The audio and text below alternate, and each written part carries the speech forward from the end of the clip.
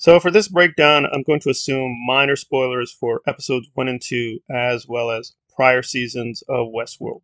With the warning out of the way, let us proceed. So what is occurring? Well, initially I thought it was a kind of invasion of the body snatchers, but quote, evil Dolores says no, they're not replacing everyone.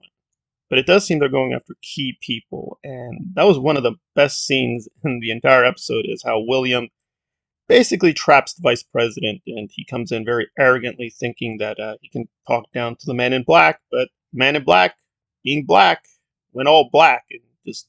But I really appreciated the way Clementine kind of forewarned the Secret Service and said, well, you guys aren't really secret. You guys kind of stick out. Why do they call you Secret Service? Very well done, very nice dark humor for most of the episode. There were a few nitpicks in terms of plot holes and plot gaps. I thought the way that Caleb discovering that couple that was taken over, and when they see that woman in, I guess you want to call it barnyard or the stall with the horses, it didn't quite make sense that all that pungent smell you would think would really offend his nostrils, but he didn't seem to be really caring, so that was really weird. Some people pointed out Maeve gave up too soon on that woman. I guess, I mean, there's the obvious thing that I guess they just ran out of time. Maeve being that cold-hearted does make sense. And it's definitely interesting how evil Dolores referred to them as livestock. So it seems a pretty radical break, even from season 3 when they had the revolution. It doesn't seem like she had an intense hatred of humans per se. She just viewed them as kind of, well, they have their programming, we have our programming. It's just a tragic clash of interests. But she seems to positively be enjoying being evil because we discover that William, yes, all those fears about the beautiful white people disappearing. Nope, he's back. They've apparently resurrected him, and he's in a weirdo Tron suit. The timeline is supposed to be 7 years after season 3, but when we see Christina and we piece together what's happening with William in the Tron suit, it's not clear what the timeline is. We really don't know. So is this far into the future? Is this in the past? Is this a year or two later? It's unclear. I mean, they really could be talking almost in any time period because she's just gloating that I've won, you've lost, I'm just keeping you around to mock you. So it's pretty interesting. Definitely some interesting things where they've sort of explained a little bit further how the nanotech works. I mean, nanotech by definition should be really, really small. So the flies don't make sense because they're too big for nanotech, but I guess that's their best compromise, that the nanotech has to be kind of big in size to work. And there were key differences because at the end of the episode, the vice president seems to act like a host. It could be he is controlled by the nano flies, but he seems to be acting normally. But some of the other people they've taken with the flies don't sound right. They don't act right. Right, we've seen the guy with the cartel and the way he assassinated other people. He acted a bit weirdly, the way he walked and the way he talked. So they can take over people, but it's still very, very rough. So presumably the nanotech is not developed enough that they can just take over people en masse. So there are limitations on her power. But the real obvious question we're avoiding is, where is Bernard? Because at this point, Maeve seems to have caught on to the conspiracy. Caleb is on board. His family is safe. Like, how are they going to defeat her? So presumably Bernard is going to join them. Because if she joins evil Dolores, you're kind of being like, well, how are they possibly going to defeat her? So the early theories that they kind of rebooted everything and took away the revolution is not true. Apparently the revolution did happen. It has had an effect, but it's small.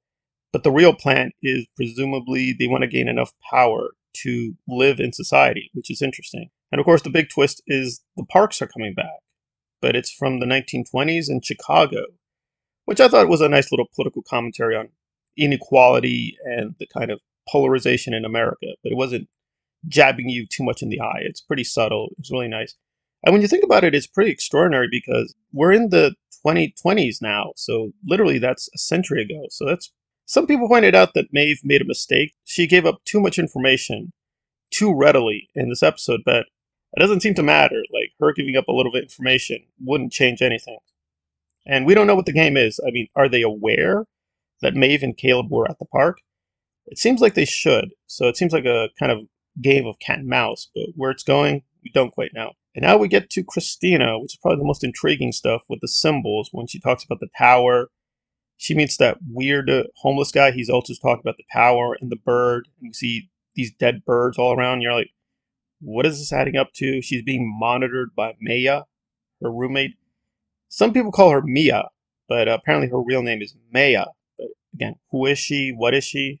It would be a nice twist that she was good all along and she's kind of like a guardian angel, but I suspect she is being sinister and that she is controlling Christina. And if people are hypothesizing she's in the real world, but everything just seems so manufactured and fake.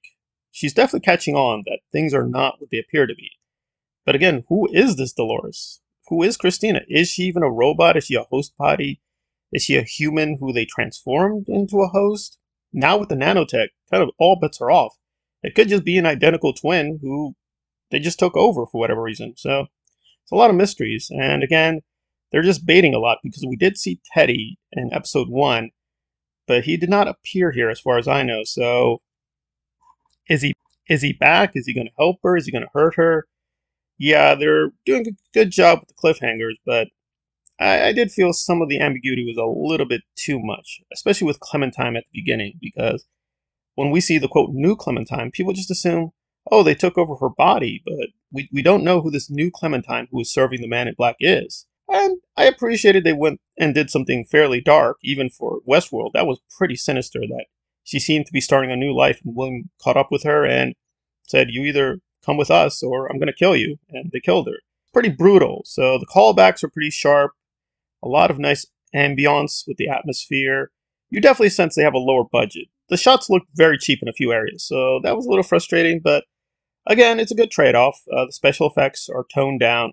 They don't have the crazy locations they used to, but it's much more focused and cohesive, and they do the usual time skipping, but that's fairly understandable. So a lot of interesting stuff, but yeah, the main question is, where is Bernard?